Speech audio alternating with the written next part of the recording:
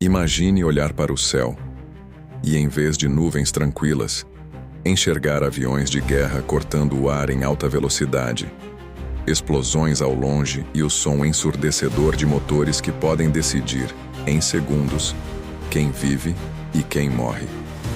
Foi exatamente isso que aconteceu durante a Segunda Guerra Mundial, quando o Japão e Estados Unidos travaram uma das guerras aéreas mais intensas da história. Não era apenas uma disputa entre aviões. Era um confronto entre estratégia, coragem, tecnologia, disciplina e sobrevivência. De um lado, o Japão, com pilotos altamente treinados dispostos a lutar até o fim.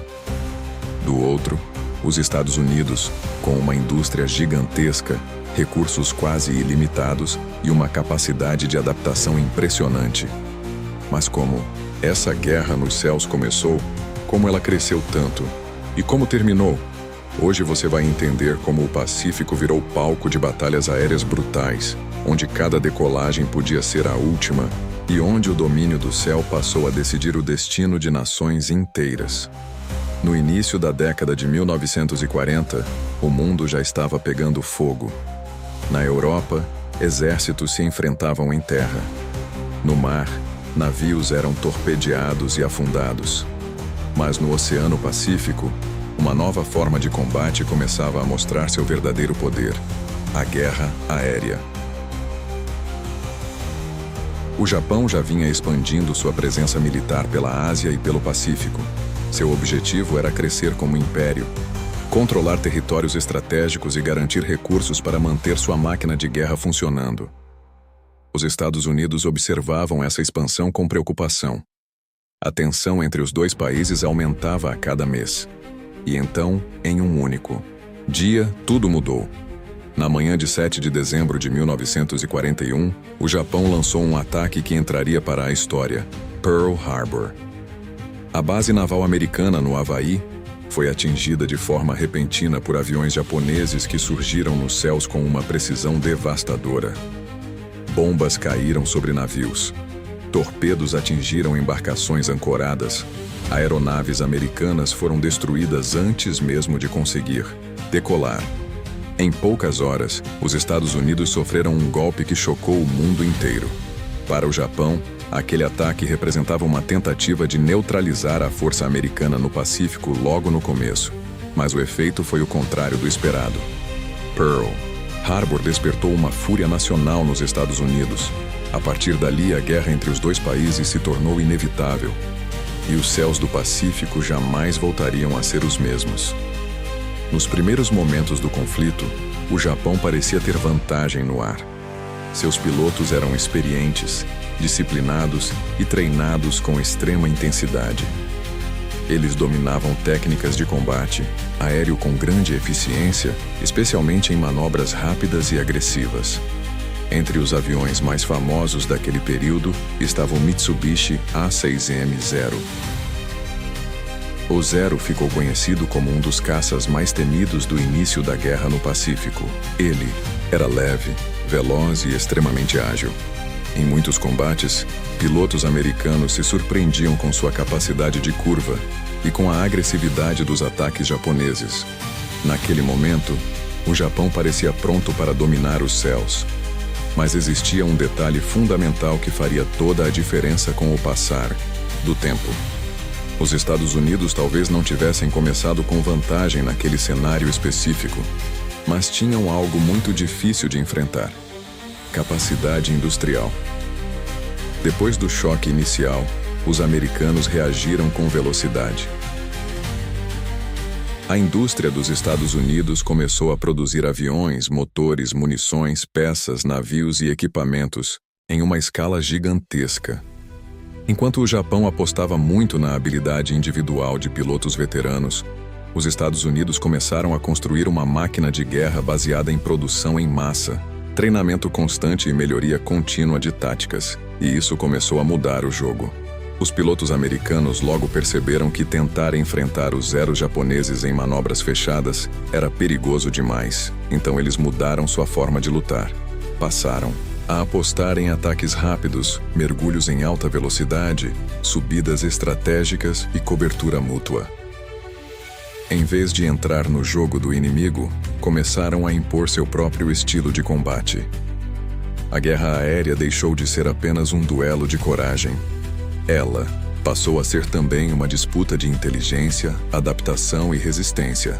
Com o avanço da guerra, o Oceano Pacífico se transformou em um imenso campo de batalha. Cada ilha conquistada se tornava uma nova base. Cada pista de pouso significava maior alcance. Cada porta-aviões colocado em operação aumentava a capacidade de ataque e defesa. Os combates aéreos aconteciam em vários cenários: sobre o mar, sobre ilhas, sobre frotas, sobre bases militares, sobre áreas tomadas pela fumaça da guerra. E em todos esses lugares, o céu podia se transformar em inferno em questão de segundos. Os pilotos subiam para as missões, sabendo que talvez não voltassem. Não havia espaço para distração. Era localizar o inimigo, agir rápido, atirar primeiro e tentar sobreviver. Em um momento, um caça podia estar perseguindo o adversário. No segundo seguinte, podia estar pegando fogo. Foi nesse ambiente brutal que começou a surgir uma das viradas mais importantes da Guerra no Pacífico. A Batalha de Midway foi um ponto decisivo. Ali, os Estados Unidos conseguiram aplicar um golpe duríssimo contra o Japão. Porta-aviões japoneses foram destruídos.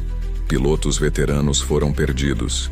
E mais do que isso, o Japão começou a perceber que não conseguiria repor suas perdas com a mesma velocidade do inimigo.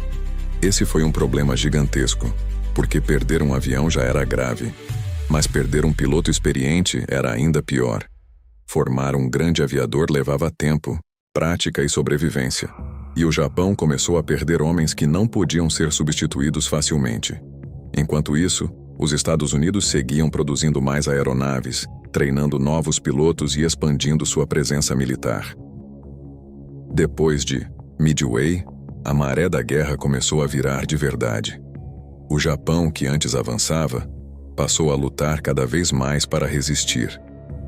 E conforme os americanos avançavam ilha por ilha, a guerra aérea ficava ainda mais intensa. Bases japonesas eram bombardeadas, aviões eram destruídos ainda no solo. Linhas de suprimento começavam a falhar, o combustível já não era tão abundante, e os pilotos experientes se tornavam cada vez mais raros. Aos poucos, os Estados Unidos não estavam apenas vencendo batalhas no ar, estavam sufocando a capacidade do Japão de continuar lutando nos céus. Do lado americano, a organização crescia, os aviões melhoravam, as missões se tornavam mais coordenadas. A logística era mais forte, o poder de ataque aumentava. Já do lado japonês, a situação se tornava cada vez mais desesperadora. Mesmo assim, eles continuavam lutando. E foi justamente nesse momento que a guerra entrou em uma fase ainda mais dramática. Quando a derrota começou a parecer inevitável, o Japão passou a adotar medidas extremas. Foi nesse contexto que os ataques kamikaze ganharam mais força. Pilotos eram enviados em missões suicidas, colidindo seus próprios aviões contra navios inimigos. Essa decisão mostra o nível de desespero que a guerra havia alcançado. Já não se tratava apenas de vencer. Tratava-se de causar dano a qualquer custo, mesmo que isso significasse a morte certa de quem pilotava. Do lado americano, isso aumentava ainda mais o medo e a tensão, porque o inimigo já não lutava apenas para sobreviver. Em muitos casos, lutava disposto a morrer no ataque. Os céus do Pacífico se tornaram ainda mais sombrios. A guerra deixou de ser apenas uma disputa por superioridade aérea. Ela passou a representar o colapso de limites humanos, emocionais e morais.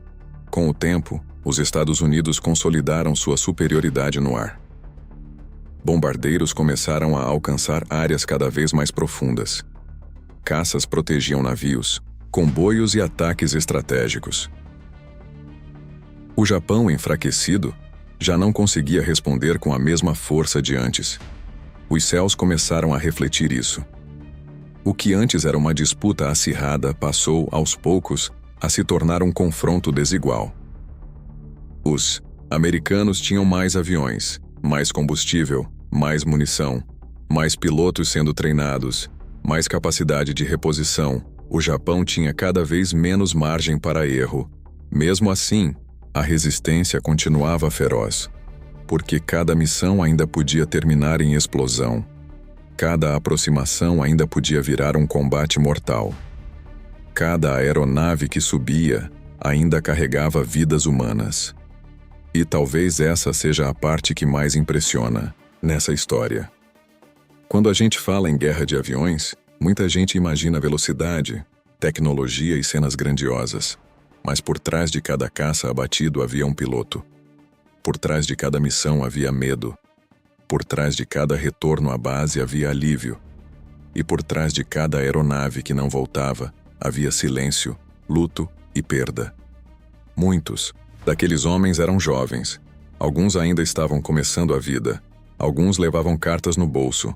Outros tinham famílias esperando em casa. E, independentemente do lado em que estavam, todos sabiam que bastava um segundo de erro para tudo acabar. A guerra aérea talvez seja uma das formas mais brutais de combate justamente por isso, porque ela mistura tecnologia com fragilidade humana de uma forma extrema. Lá em cima, a quilômetros do solo, não existe muito espaço para hesitação. Tudo acontece rápido, e quase sempre de forma definitiva. À medida que a guerra se aproximava do fim, os Estados Unidos aumentavam ainda mais a pressão. Os bombardeios se intensificaram. Infraestrutura japonesa foi sendo destruída. As cidades começaram a sofrer de forma massiva. A capacidade militar do Japão estava cada vez mais comprometida. A guerra que tinha começado com o impacto de Pearl Harbor agora caminhava para um desfecho completamente diferente. O país que antes havia surpreendido o mundo com ataques ousados já não conseguia mais manter o mesmo nível de força.